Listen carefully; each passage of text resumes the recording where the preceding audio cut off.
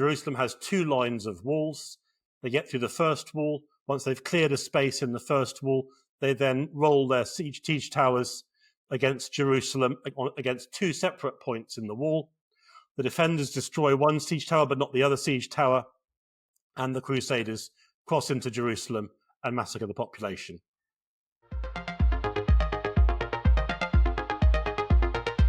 Nicholas Morton is an associate professor in Middle Eastern history at Nottingham Trent University in the UK and has been teaching medieval Middle Eastern history, especially the history of the Crusades, since 2008. He is the author of many books, including Encountering Islam, On the First Crusade, The Field of Blood, The Battle for Aleppo, and the Remaking of the Medieval Middle East, and the Crusader States and Their Neighbors, a Military History. Professor, welcome to the program.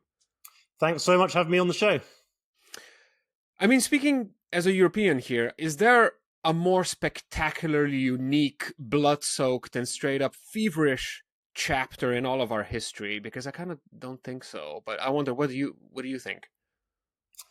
It's complicated. I mean, European history has plenty of blood in it, and this is no exception. But touche. Yeah.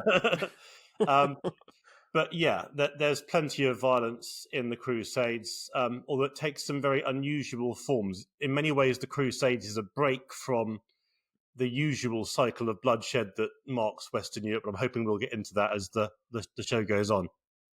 Definitely. I wanted to talk about the Crusades since forever, so I'm barely containing my excitement right now. But as always on this pod, before we get to the kind of like the real meat on the bone here, I'd like us to set the stage a little bit, because this is just as fascinating as all the action-packed horse riding and such. I'm sure we'll talk about later on. Okay, so we're in Europe at the turn of the 11th century, right?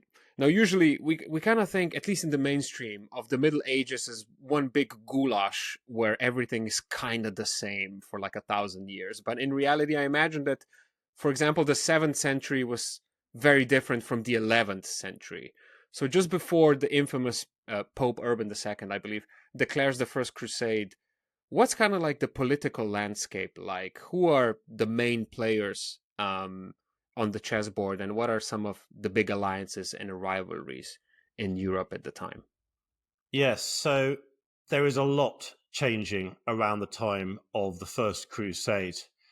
For a start, I mean, the underlying factor is that Western Europe, Western Christendom, as it was known, is expanding after a long period where it wasn't.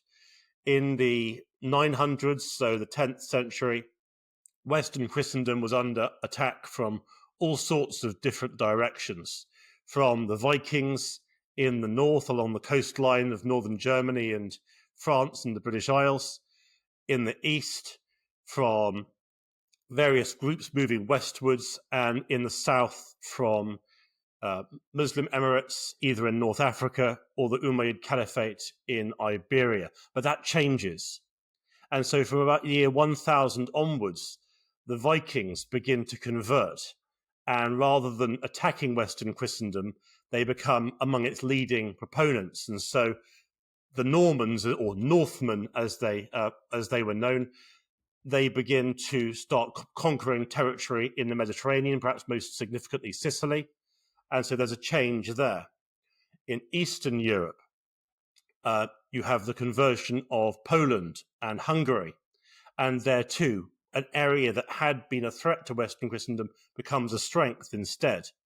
And then in much of the Muslim world, there are enormous upheavals that I'll probably come back to in a bit, which basically mean that the scale and frequency of attacks diminish considerably. So suddenly the pressure comes off and Western Christendom itself begins to expand.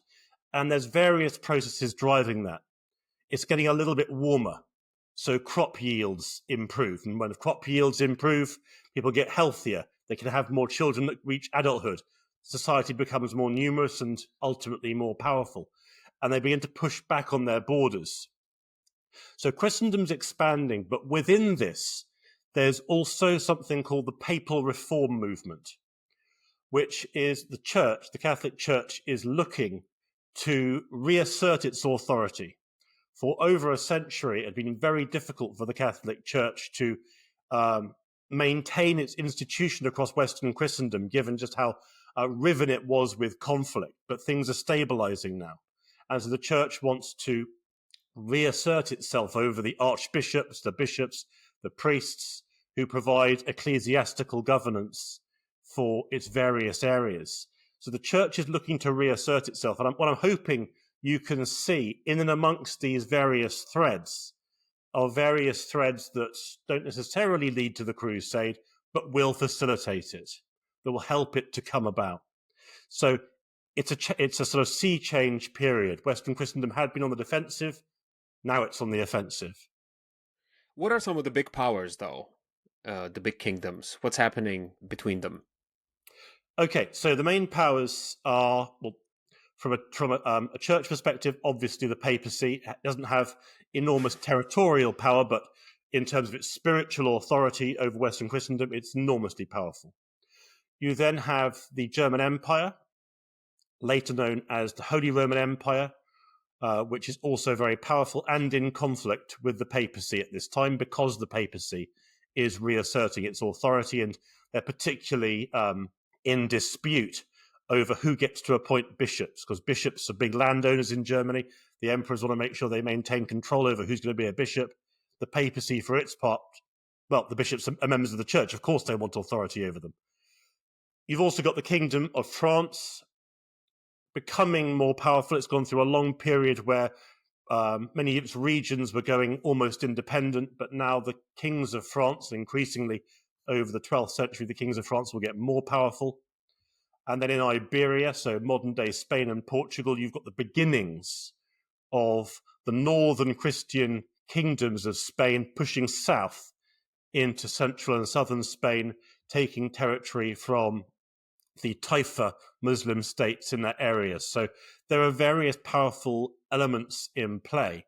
And then in Italy, you've got the beginnings of the rise of the big merchant cities, Venice, Pisa, Genoa, and their fleets are starting to contest control over the Mediterranean from a commercial perspective, but also the Mediterranean from a military perspective too.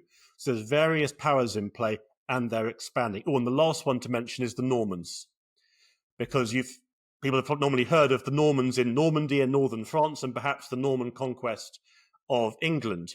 But the Normans are also active in southern Italy and Sicily, where they also carve out territories for themselves as well. So there's a lot going on and various powerful players on the map. What about ideas? How do most people, and I'm talking about rulers and peasants alike, I imagine it can't be that different, understand the world around them? Okay, so obviously, because it's the medieval period, we are much better served with the sources for what kings and dukes and queens and lords and the elites of society, what they were thinking, because these are the people who wrote the sources or had the sources written for them. We're going to have to make do. Yeah, I'll take it. We're going to have to make do. But yeah, the main thing is that the thing to start with is always that this is a deeply devout and religious society.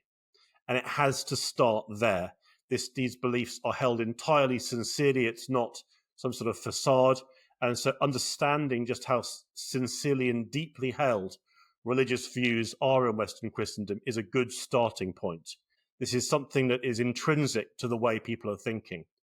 And I suspect for most people that their biggest spiritual concern is a very simple one.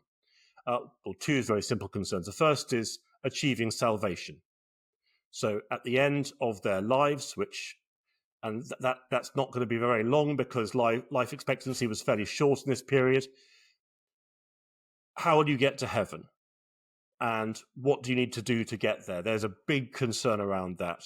And the other is the weather.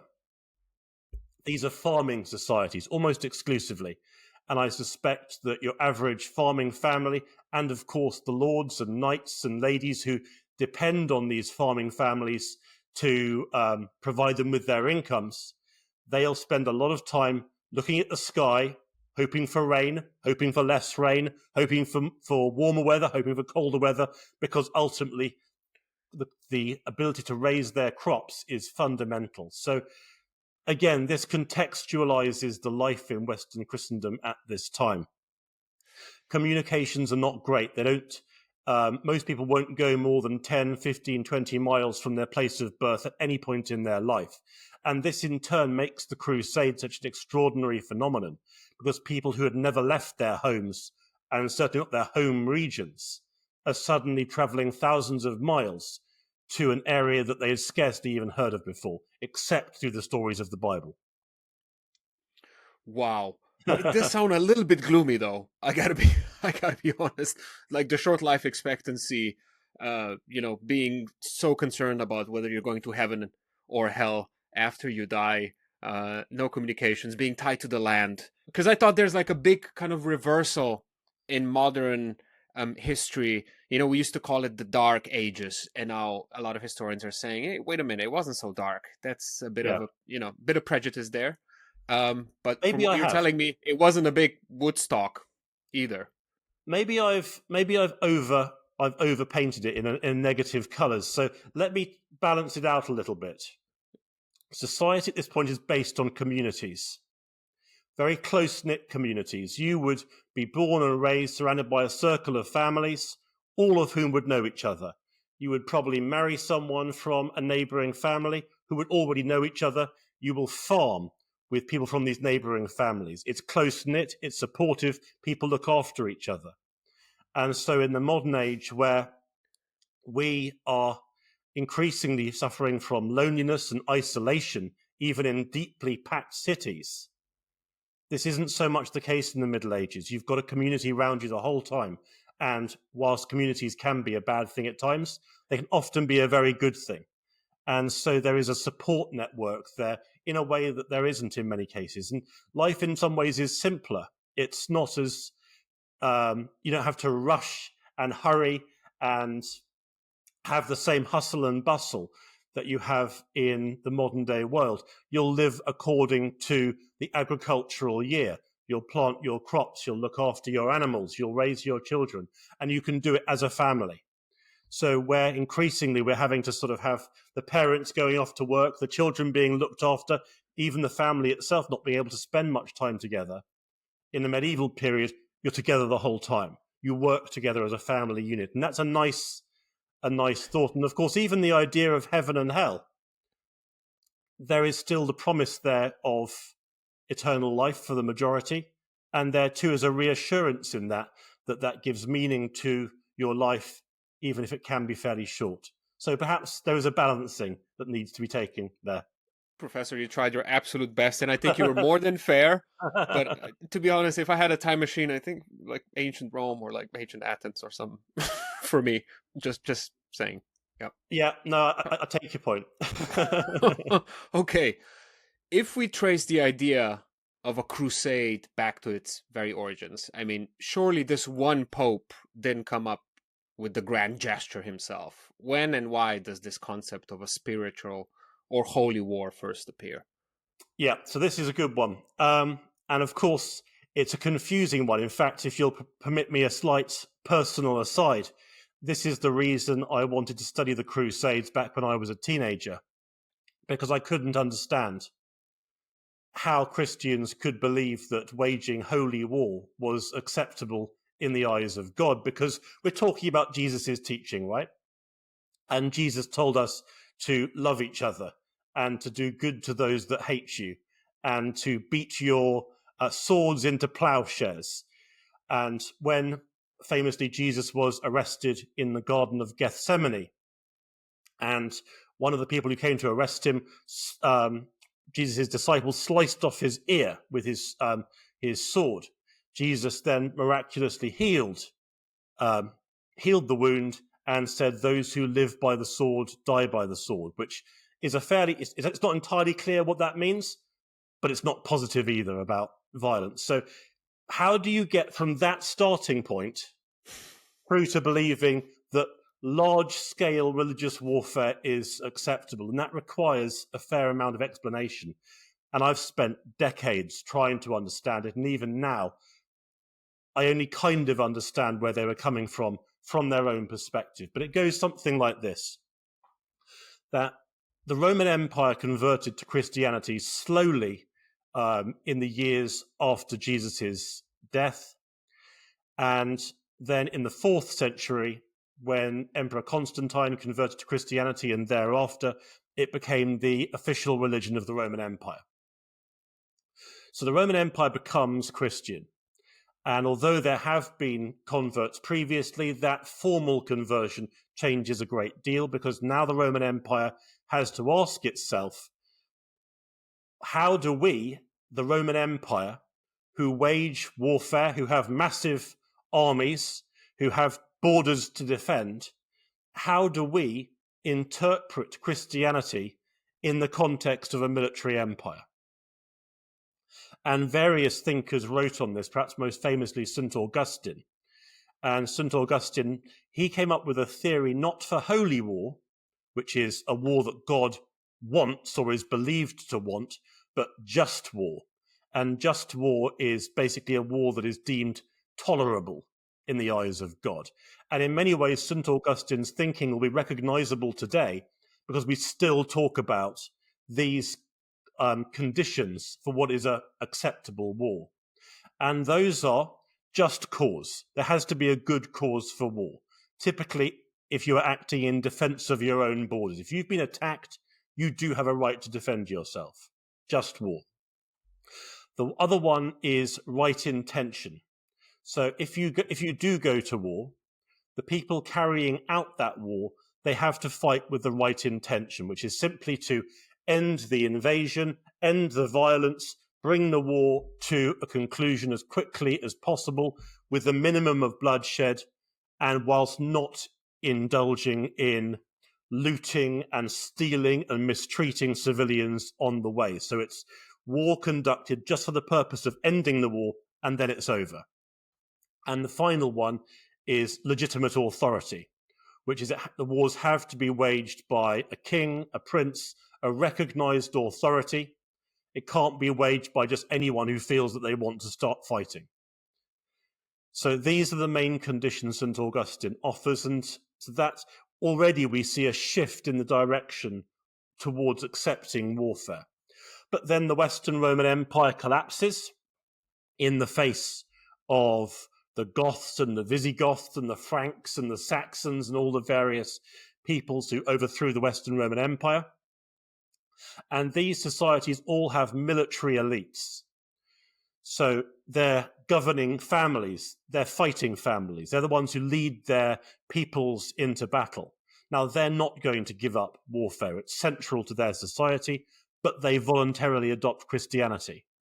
So again, they too want to see, they want to interpret warfare into their own idea of Christianity. And there's a fascinating, it's a sort of version of the Bible written by a Saxon author in I think it's the 8th or 9th century. And he basically rewrites the Bible, but within the sort of the Saxon mentality. And so he's talking about Jesus and his sword thanes. So you can see already that he's interpreting the Bible, but doing it very much in a context that makes sense for his own society. And so when Jesus goes into the wilderness for 40 days, rather than that being the desert in the Middle East, he goes into the deep forest, because again, that would make more sense in a northern German context. So these things are all bringing about changes, but there's always tension. And so you have all these sorts of awkward compromises that begin to emerge. For example, you've got warriors who fight battles. They train for war. They fight battles. But after every battle, they repent of the people they've killed. So they fight. They say sorry for killing people. They fight again. They say sorry for killing people. But it's a very uncomfortable compromise, obviously, but it carries on. And so even when the Normans invade the Kingdom of England in 1066, after the Battle of Hastings, they repent of the people they've killed in battle. But the result of all of this is a huge amount of anxiety. Warriors are not stupid. They know perfectly well that Jesus says you've got to love your enemies, you've got to do good to those that hate you. And so there's a constant anxiety. I'm a warrior. I have to fight. If I don't fight, I'll be thrown off my lands by my lord. I have to fight, and it's in my culture to fight. But if I fight, will that mean I go to hell? So that anxiety is always there. I fight, it puts my soul in peril. What do I do about that? And basically in the Crusade, what the papacy does is it crosses the final line in the sand, basically. The papacy in this era comes to the belief that monks and hermits should wage spiritual war through prayer. They should wage spiritual war against the devil. So when you pray, you are waging spiritual warfare against the devil. But that begins to spill over into a notion held widely by the church that if you can fight spiritual enemies through prayer, perhaps Christendom's human enemies can be fought in the world. And so the papacy, through the combination of these ideas, begins to believe it to be acceptable to wage war in the name of God. And it finds enormous support for that idea, because all those anxious knights fighting but being concerned that their fighting will send them to hell, they're suddenly presented with a new idea that will become the Crusade, which is that warfare is no longer something that they should feel anxious about. It's something they can do as a direct extension of God's will. And that's why the Crusaders' battle cry was God's will, God wills it. It's a reaffirmation to them. This is something that God actually wants, and that therefore they're doing something that will actually increase their chances of going to heaven rather than decreasing them. I hope it's a long answer, but I hope that makes sense. Absolutely fascinating. But you said that medieval warriors would be fighting and obviously killing people, and then they would be praying and asking for forgiveness afterwards. Does that go for like Christian, if they were killing fellow Christians and non-Christians? They're particularly concerned about killing Christians. Okay. All right. Because they were obviously fighting already in Spain and Eastern Europe and so forth. They were also there's fighting various wars against pagan or Islamic societies, but there's also a lot of fighting within Christendom too, and they're particularly concerned about that. Right. Makes sense. What led, we mentioned him a couple of times already, but what led Pope Urban II then to finally declare the First Crusade? Were the reasons truly religious? You said people were honestly religious. Or can we assume that, good old Urban had other, perhaps a bit more Game of Thrones sort of aims on his mind as well? Both can be true at the same time, right? Yeah, this in many ways is is the classic question: why did Urban launch the Crusade? And the problem is that he does tell us, but he gives different reasons. And when he launched the Crusade at the Council of Clermont in July 1095, we have several versions of the sermon he gave launching the Crusade, but the problem is those different versions give different reasons. Because different people attending his sermon wrote down different things. He didn't write it himself. He didn't write it himself, so we've only got what other people said about it. Some of them were present, and some of them heard his sermon from the reports of others, and we don't know. Are they reporting exactly what they said? Is he they're there with their pens writing it down as he's saying it, or are they giving their own version on what they think it's about? It's difficult to say. But safe to assume that the ones who were there are a bit more legitimate than the ones that just heard it afterwards, right? We hope so. Okay. All right. It's difficult to say, but there are various reasons that make a lot of sense when viewed from Urban's own agenda.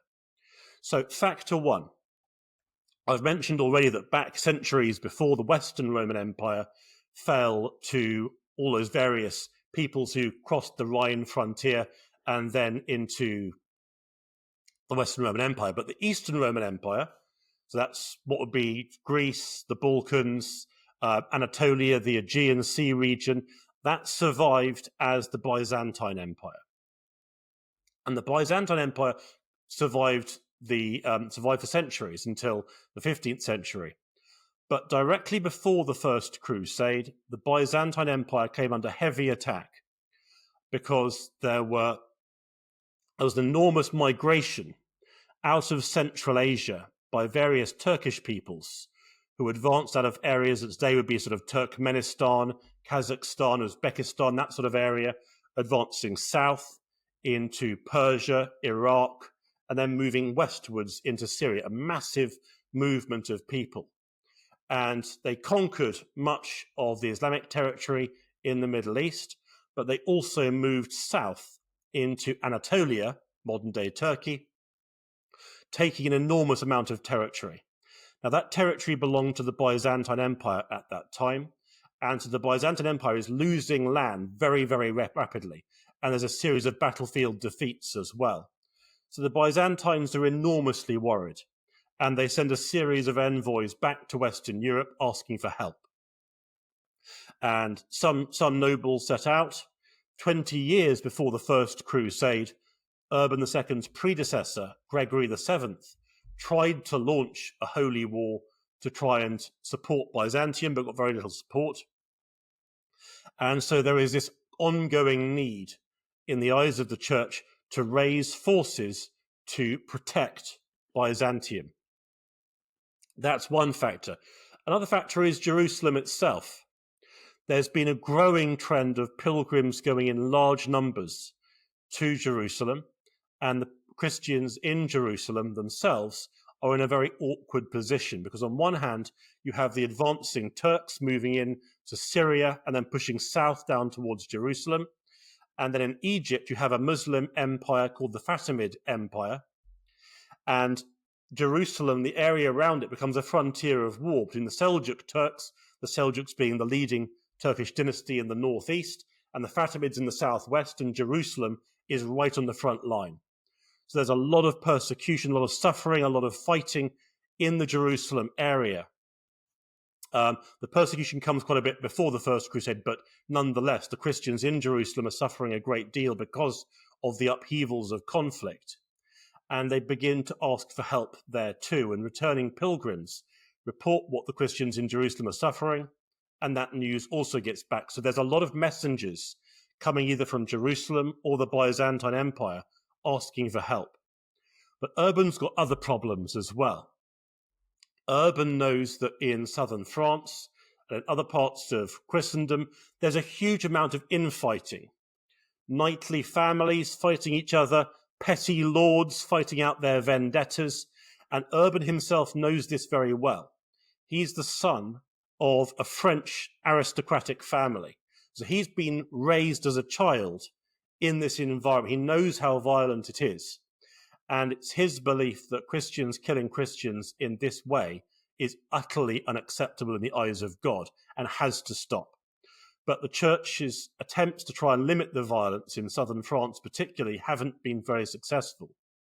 And so perhaps the crusade is a way of him taking all those fighting knights and sending them to go and do something else that he at least believes to be more acceptable in the eyes of God. And so, sorry for your patience, there's even more here. Urban's also got even bigger problems or additional problems. He is facing an anti-pope, so a rival pope, who has been raised by the German Emperor Henry IV, and Henry IV wants this rival pope to become pope. And so Urban is fighting for his own position. And so the crusade wasn't directed against the German emperor or against his rival pope, but it might be a way for him to assert his authority as the main religious authority in Western Christendom. Now, exactly which within those factors is the most important, exactly which Urban considered to be the most central idea for launching the crusade, we don't entirely know, but these seem to be the factors in orbit around his thinking when he came to launch the crusade. If I'm not mistaken, on top of everything else that you've just outlined, there's the Great Schism, the big split between the Catholic and the Eastern Orthodox Church. Happened when, like 50 years before the events we're discussing right now? Yeah, so the Great Schism is often linked to an event where a papal legate, so that's a church representative from the Catholic Church, and the Orthodox Patriarch in Constantinople, the main religious authority of the Byzantine Empire, when they mutually excommunicated each other. But in fact, that was fairly short-lived. The relationship wasn't broken at that point, although it was a major issue. But there is growing friction, there's a growing separation between the Catholic Church centered in Rome and what will become the Orthodox Church centered in Constantinople, the center of the Orthodox Church of the Byzantine Empire. And the relationship is strained.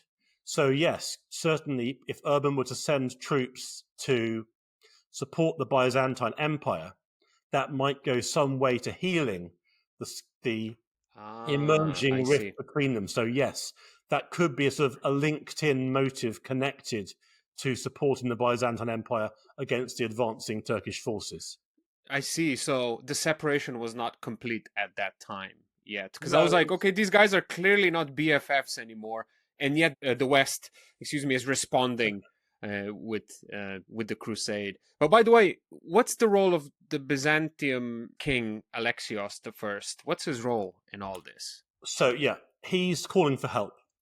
Okay. He calls for help repeatedly before the Crusade, and in fact, a few months before Urban launches the Crusade himself, at an earlier church council in Piacenza in northern Italy, Alexius's representatives arrive and specifically ask the Pope for military assistance. So this is a very live issue for the papacy at this time. But again, there's a range of factors. What exactly Urban was thinking, we don't entirely know. Okay.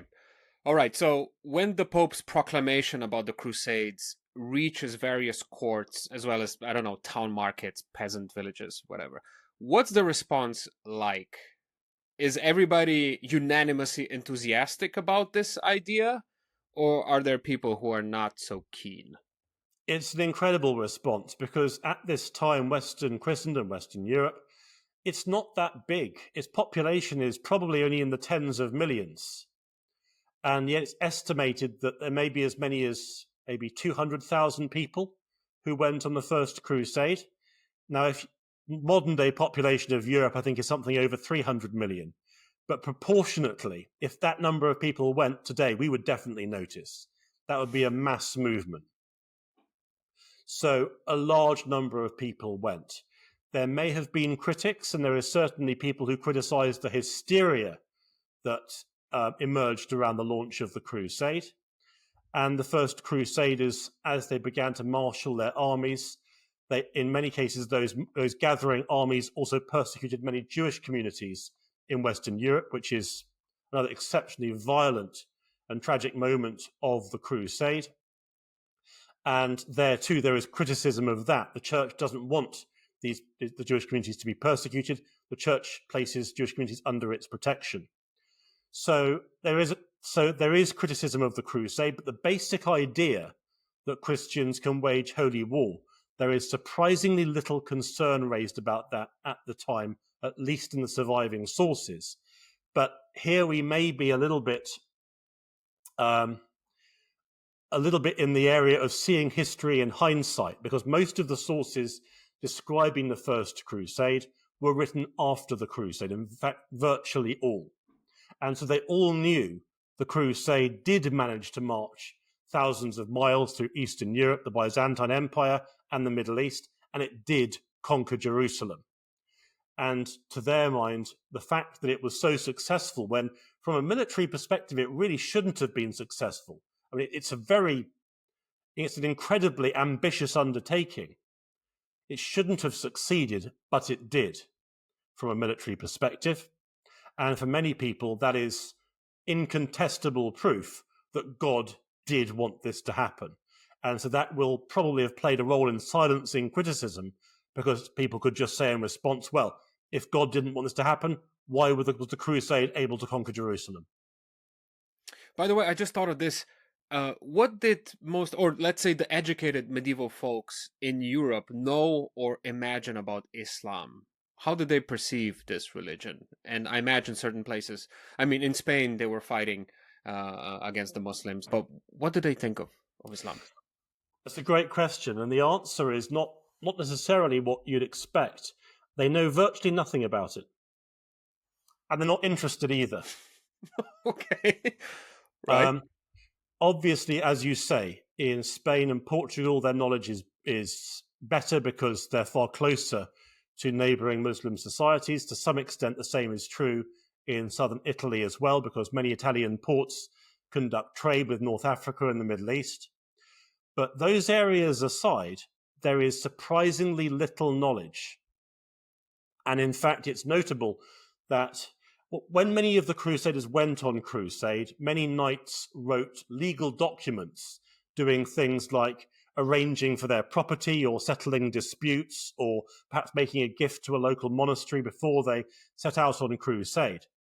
And many of these documents briefly summarize what they think they're doing. So it might be a document I might say, I, Everard, husband of Sibylla, am going on the journey to Jerusalem. They didn't call it a crusade, that comes later.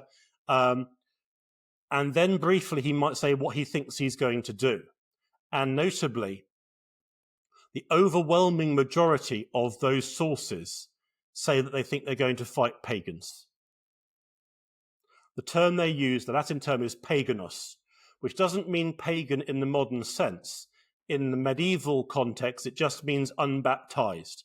So as far as they're concerned, they're going to fight non-Christians. They have virtually no idea who they're going to fight, apart from the fact they're not Christians. And even 30 years after the First Crusade, you have an English chronicler who feels it necessary to explain to his readers, and this is after thousands of Crusaders have returned home, that he has to explain to his readers that the Muslims in the Middle East are not the same as the pagan peoples in the Baltic region. They believe different things. And this is the extent to which they don't know what's out there in the wider world. Their grasp of the broader context of the world is surprisingly limited. And so the crusade, in many ways, for the vast majority of participants, was not waged against Islam because they have virtually no idea what Islam is. But they do know they're going to fight non-Christians.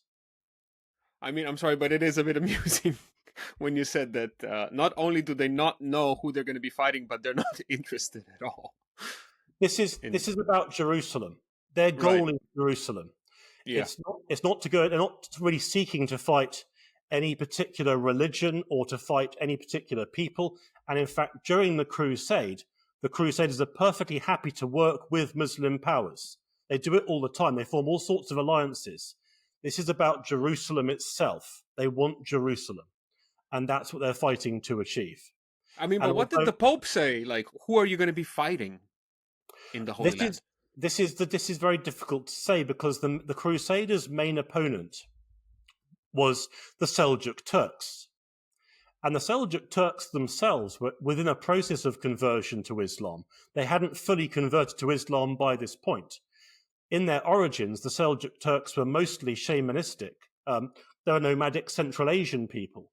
And it's not really until about 50 or 60 or 70 years after the Crusade the Seljuk Turks have sort of fully converted to Islam. By the time of the First Crusade, many Seljuk Turks are still doing things like burying their dead with grave goods to serve them in the afterlife, or they're conducting massive drinking binges, which of course would not be permitted in Islam, but which is entirely normal for Central Asian steppe culture. So their main enemy, the Seljuk Turks itself, that themselves are not actually fully converted to Islam by this time. So even that's more complicated. Right, because I wanted to ask you what's happening in the Muslim world just before the Crusaders show up in the Middle East, but I guess this question is a bit irrelevant now. Well, it's worth going over because about 100 years before the First Crusade, the Middle East, from sort of Afghanistan in the east all the way across to the borders of Egypt, they form part of the Abbasid Caliphate, an enormous Sunni Muslim caliphate, and it's under a single ruler based in Baghdad. But the Abbasid Caliphate's falling apart, and increasingly its regions are falling under the control of specific Arab or Kurdish or Persian dynasties who are ruling the individual areas. So it's fragmenting. And then into this situation, there is the massive migration of the Seljuk Turks who overthrow everything. And they're not gentle. This is a military overthrow. There's a series of battles. The Seljuk Turks conquer and conquer again, and they take power across the Abbasid Caliphate and impose their authority on the region.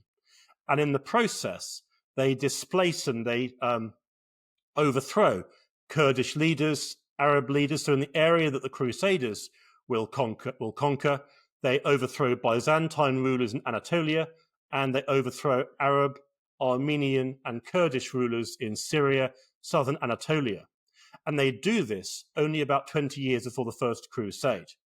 So when people talk about the Crusaders fighting Muslims, what the Crusaders are actually fighting for the most part, the people they're fighting are Turkish peoples who've only just conquered the Middle East and are themselves only part way through a conversion to Islam.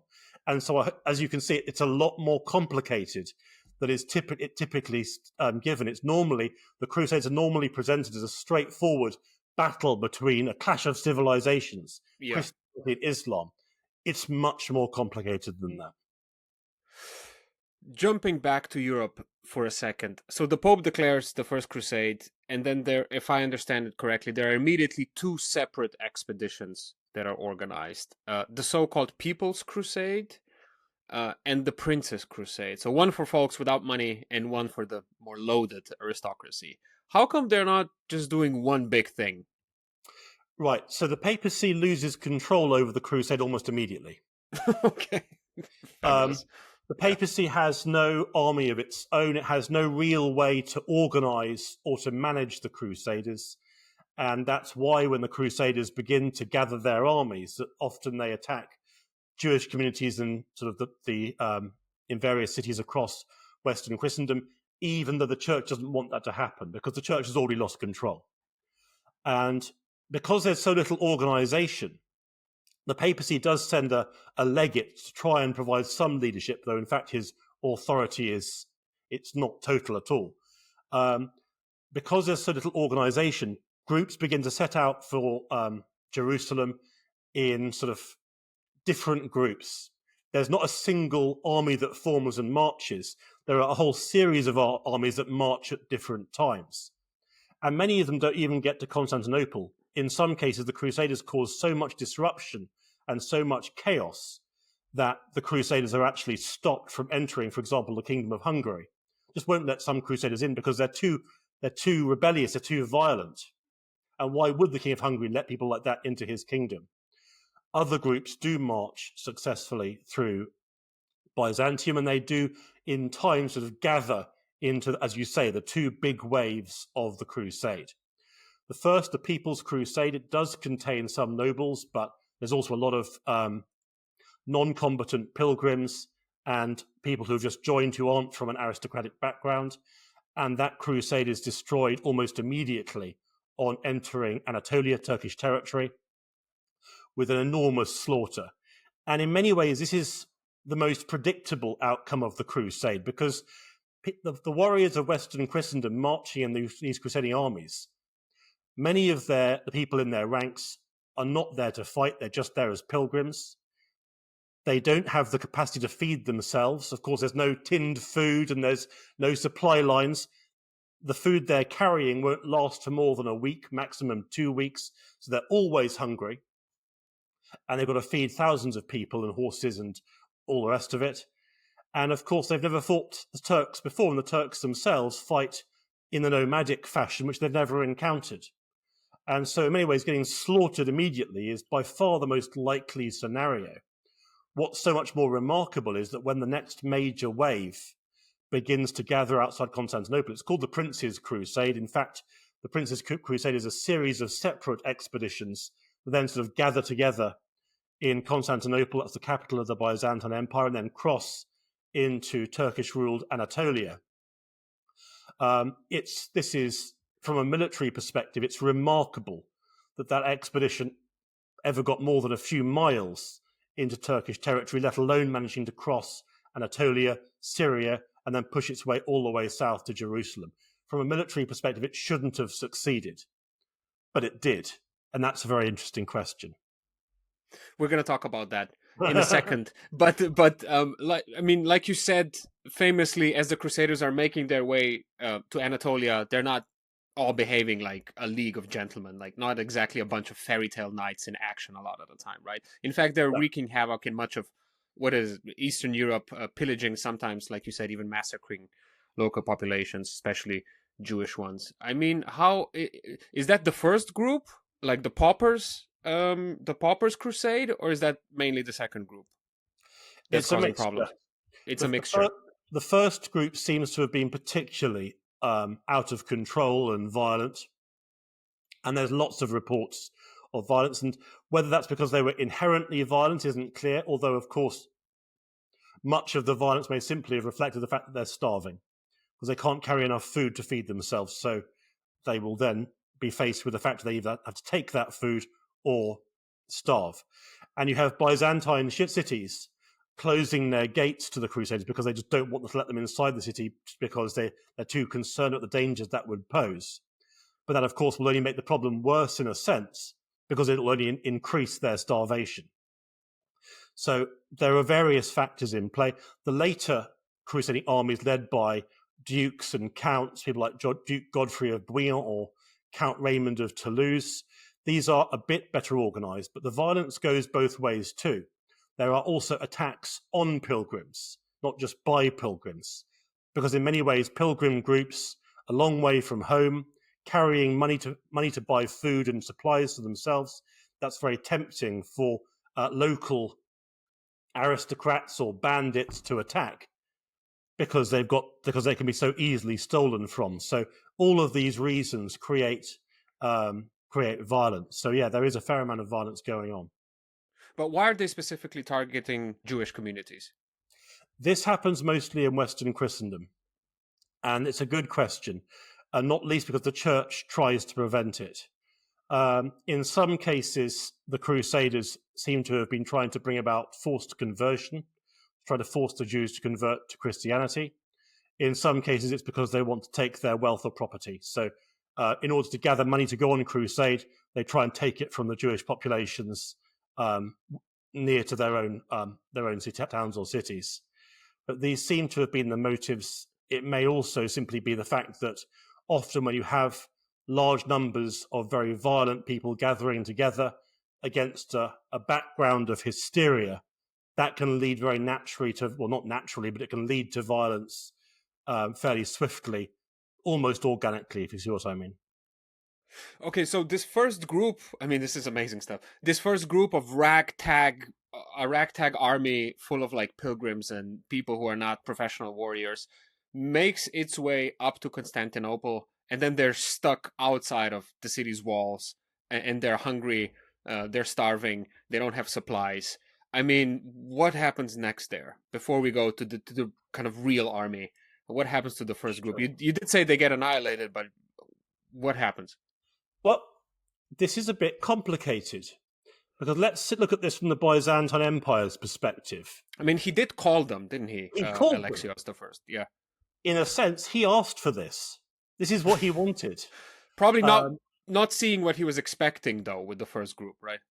Well, that's it. He asked for help. I suspect what Alexius was expecting was perhaps a few thousand trained knights, not tens of thousands of people, some of whom were armed, some of whom weren't armed, under very limited control. And so, in a sense, Alexius asked for something and got something rather different. So his agenda really is to get them into Anatolia, away from his own territory fairly quickly. And so he ships them across the Bosphorus. The Bosphorus is a sea lane connecting the Aegean Sea to the Black Sea. And so he gets them across the Bosphorus as soon as possible and sends them on their way. Because, quite honestly, why would he want them outside his own capital city? Well, and they just go willingly? Well, their goal is Jerusalem. So Right. Okay. they want, But without supplies and food, that's what I mean. They probably took what they could, but they've been surviving without supplies for a long time. And yeah, there's very little mention of that kind of thing. I suspect they just set out. Right. Perhaps they thought they would be able to loot or pillage what they needed on the way, but they got annihilated instead. Right. Okay, and then let's stay with this group because this is really, really fascinating. Once they cross, do they just get immediately like spotted by the Seljuk Turks and just annihilated in a day, or does this this go any longer? The Seljuk Sultan, so the Seljuk ruler of Anatolia is called Kilij Aslan I, and at this point he's fighting a rival Turkish dynasty called the Danishmendid Turks, and he's hundreds of miles away from the Byzantine border at that specific moment, but he rushes back as soon as he hears of the advance of what we know as the People's Crusade. And yes, he annihilates the army very, very quickly in a series of running battles, and only a handful of survivors manage to withdraw back to Byzantine territory. Okay, we have finally arrived at the horse riding and sword wielding part we have teased at the beginning with the Prince's Crusade. Now, big question, I know, but could you please outline some of the major battle engagements of the First Crusade? So the People's Crusade is destroyed. The Prince's Crusade, as it's later on known, arrives at Constantinople, and they form an agreement with Emperor Alexius. Essentially, the agreement is that Alexius will support them and provide them with supplies, and in exchange, the Crusaders will agree to return any formerly Byzantine cities that they capture. So if a city used to belong to the Byzantine Empire, the Crusaders, if they capture it, will give it back. Apologies, just a quick question. Do the leaders of the Prince's Crusade know what happened to the so-called People's Crusade? Do they get any intel from that? Okay. They do, and the handful of survivors merges into their ranks. Right. So then the Prince's Crusade advances into Anatolia, where they besiege the city of Nicaea, which is a city the Byzantines lost very recently. And at Nicaea, the Crusaders begin to attack the city, and when it becomes clear the city can't survive, the Turkish garrison negotiates with the Byzantines, not with the Crusaders, and in a sort of a nighttime maneuver, the Seljuk garrison evacuates the city, a Byzantine garrison comes in, and then refuses entry to the Crusaders, who are then not impressed.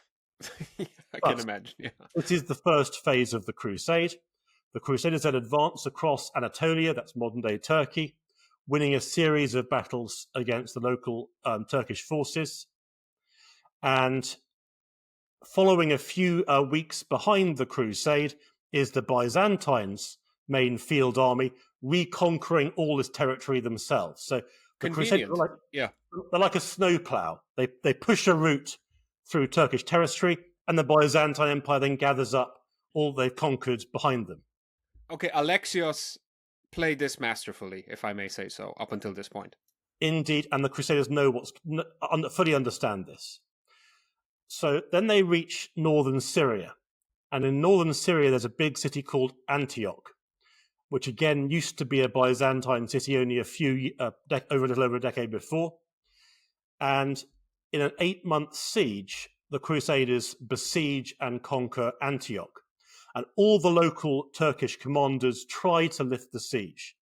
So there's 3 major relief armies sent to try and drive the Crusaders away from Antioch, and the Crusaders defeat them one after the other in a running series of encounters, and the Crusaders then take Antioch.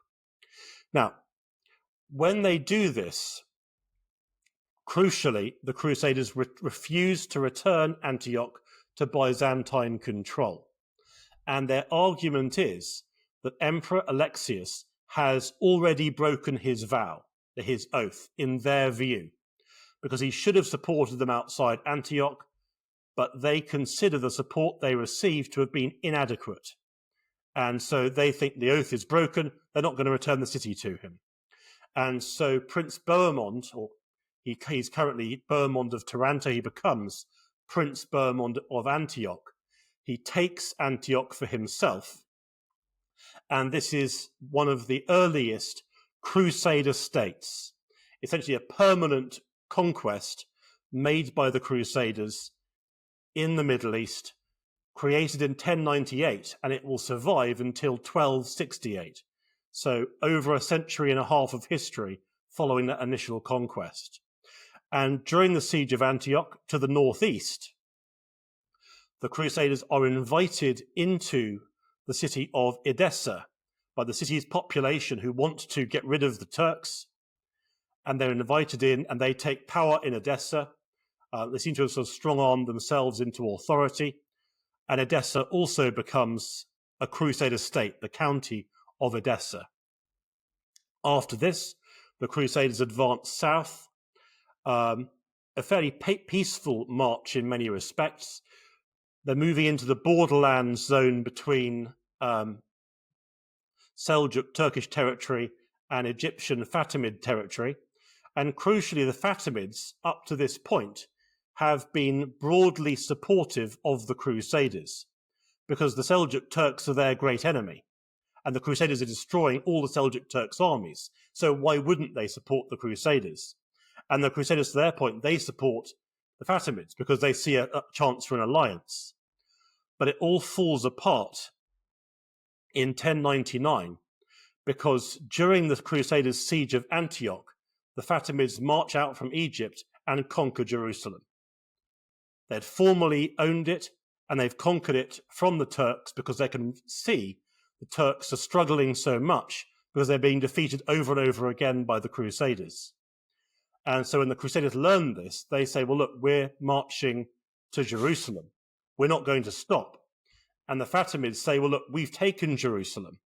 We're not going to hand it back. Or we're not going to hand it to you, I should say. And so there is a series of diplomatic negotiations that take place as the Crusaders advance on Jerusalem. And the Fatimids say, well, look, our best offer to you, the Crusaders, is that we will let you visit Jerusalem. You can pray at the Christian shrines, but then you must go home.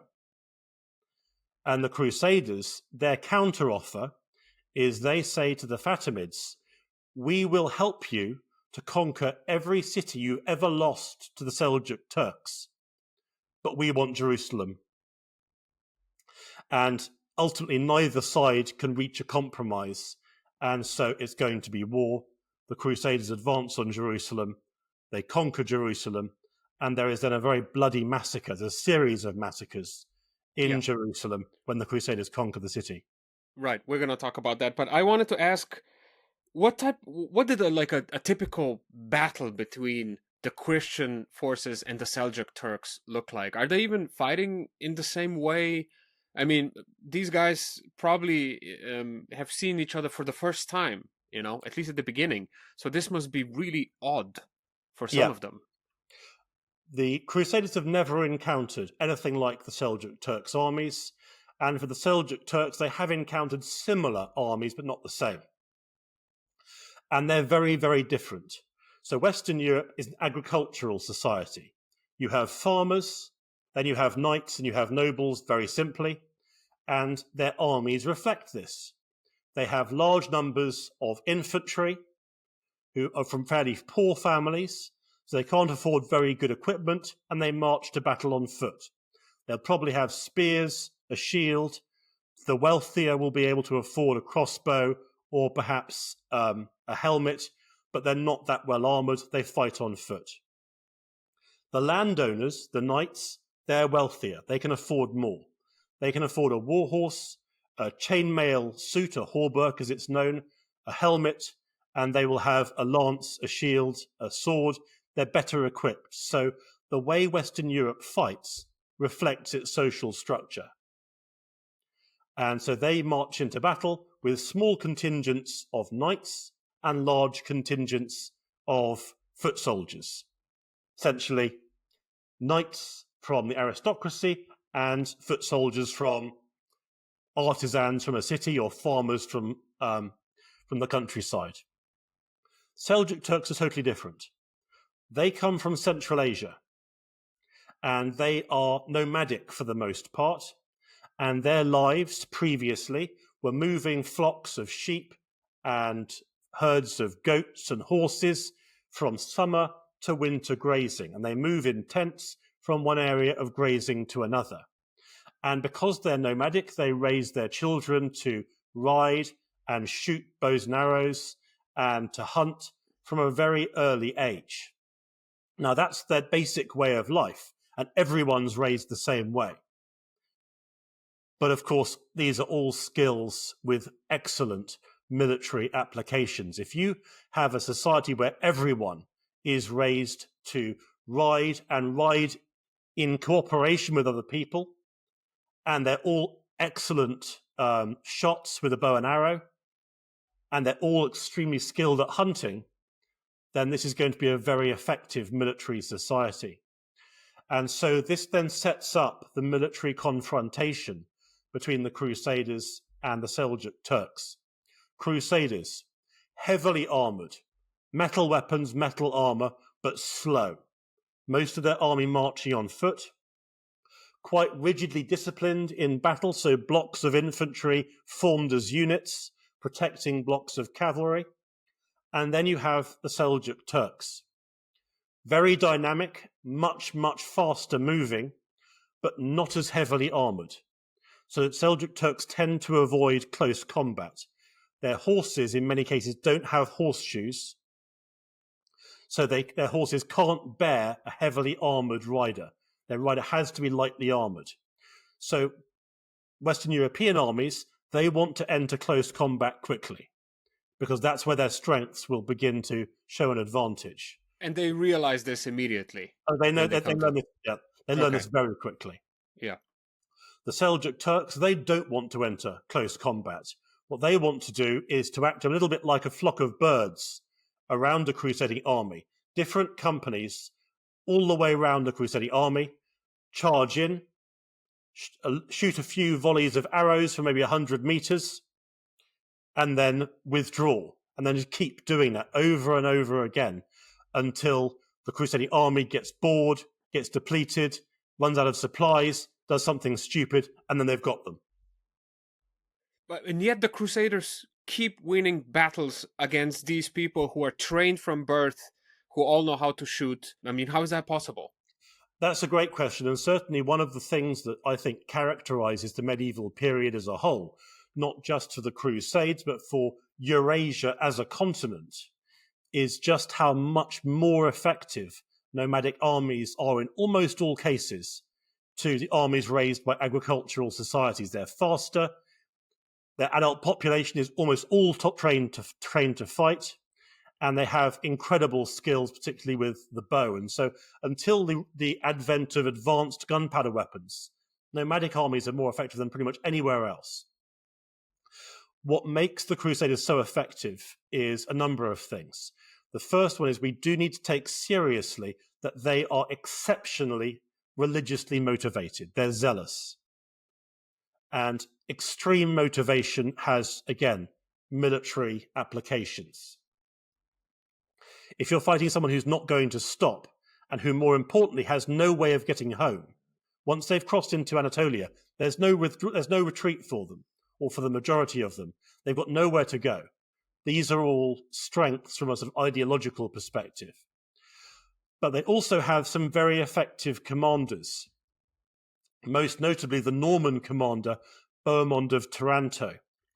And the way that he conducts many of his battles is that when he learns of the advance of a Turkish army, he will lead out possibly no more than 700 knights, no infantry, and take them to a hidden location on the line of march of the advancing Turkish army.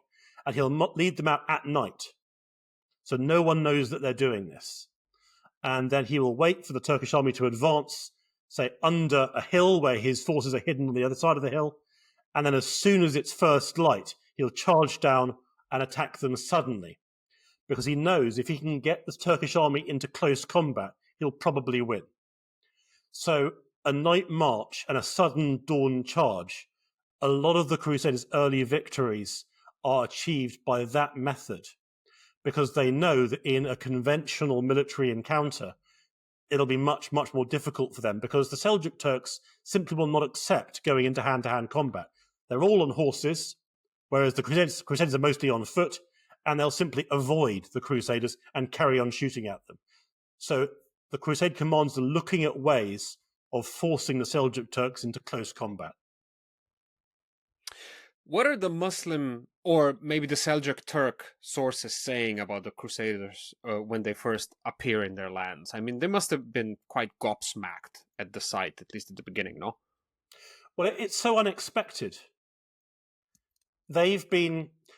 The situation in the Middle East on the eve of the Crusade is that you have a long-standing war with the Seljuk Empire, Seljuk Turkish Empire having conquered most of the Middle East, fighting this ongoing war with the front line in the Jerusalem region against the Fatimid Empire, which is a Shia Muslim caliphate in Egypt. They're used to occasional rebellions against the Seljuk Turks by Arab or Kurdish or Armenian groups. This is what life looks like for them. They're also aware of the ongoing war with Byzantium. This is what normal life looks like in the politics of the Middle East. But then suddenly, this massive, massive army arrives from a society that has never sent an army into the region, and it threatens to change everything. So it's the unexpectedness of it. Many makers don't even know who the Crusaders are. It's one of the interesting features of the history of the Crusades that Muslim intellectuals or Western European intellectuals, they actually acquire a much stronger understanding of one another, of their countries, of their hierarchies, of their societies, because they're suddenly in interaction where they hadn't been previously. So there's a huge element of surprise in all of this. But then there is the growing sense that the Crusaders conquering huge amounts of territory. The upheaval, the shock from this is palpable, although at the same time, there are other communities, both Christian communities in the Middle East, so Eastern Christian, not Western European Christian communities, and indeed some Muslim communities in the Middle East who see an opportunity in the Crusade to rebel against the Seljuk Turks. Because Seljuk Turkish authority is suddenly very weak with the advance of the Crusades, and Seljuk Turkish authority is also new. They've only been there for a few decades and they weren't gentle in imposing control. And so there are a series of rebellions, or at least attempts to assert independence by various Eastern Christian and in some cases Arab Muslim groups as well. Notably, many Bedouin families ally with the Crusade and do so very early. All right. Against all odds, the Crusaders actually managed to find themselves in front of the big prize. The thing they came all the way from Western Europe from, the city of Jerusalem, is in front of them. We know the outcome, but what exactly happened there? How come they succeed? So Jerusalem is difficult from a military perspective. There's virtually no water in the region, and they're attacking it in July. So this is the driest, hottest period of the year.